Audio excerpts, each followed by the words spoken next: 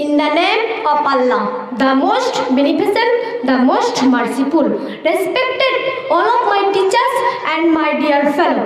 Assalamu alaikum wa rahmatullahi wa barakatuh. Dear audience, I am Afsana Khatun, students of Ajarga Junior Madrasa, Sirajul Ulum Al Islamia. Dear audience, today the topic of my speech is Salat. Salat is only one way to communicate with Allah. Salat is one of the most important and second pillar of Islam. Salat is the worship of Allah performed by Muslim. It has been compulsory for all Muslim 5 times daily.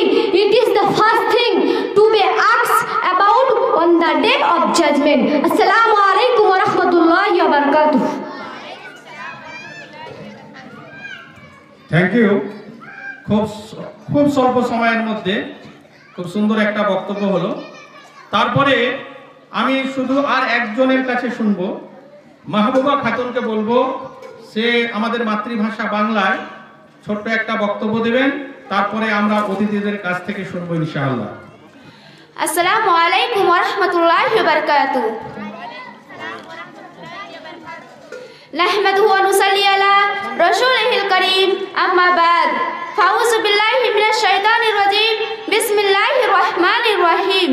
ক্বালা আল্লাহু তাআলা, কুল হাল ইয়াস্তাউল লাযীনা ইয়ালামুনা ওয়াল লাযীনা লা ইয়ালামুন। উপস্থিত সুযোগ্য বিচারক মণ্ডলী ও আমার সামনে বসে থাকা শ্রোতা বিন্দু, সর্বপ্রথম সেই মহান রব্বুল আলামিনের প্রশংসা করি যিনি আমাদের এই মঞ্চে একত্র হওয়ার তৌফিক দান করেছেন। সকলেই পড়ি আলহামদুলিল্লাহ।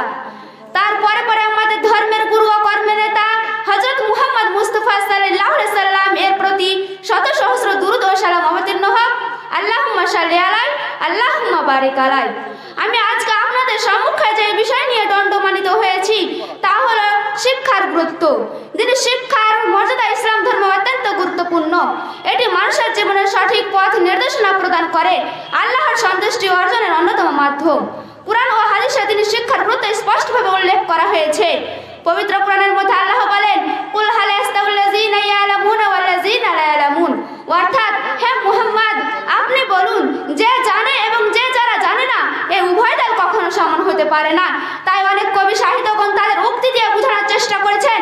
যেমন কবি বলেছেন, জ্ঞানী আর মূর্খ হয় কি সমান? যে বলে সমান সে বড় অজ্ঞান। চলুন আপনাকে আরো একটু বোঝানোর চেষ্টা করি। একজন বাস ড্রাইভার কিছু যাত্রী নিয়ে যাচ্ছে, এমতো অবশ্যই সে মদ্যপান করেছে, তাহলে প্যাসেঞ্জারের অবস্থা করুণ হতে পারে।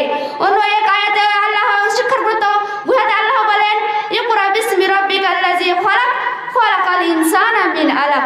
অর্থাৎ, তুমি পাঠ করো তোমার রবের নামে, যিনি সৃষ্টি করেছেন মানুষকে জমাট রক্ত থেকে। এই আয়াতের মাধ্যমে শিক্ষার গুরুত্ব স্পষ্ট হয়েছে।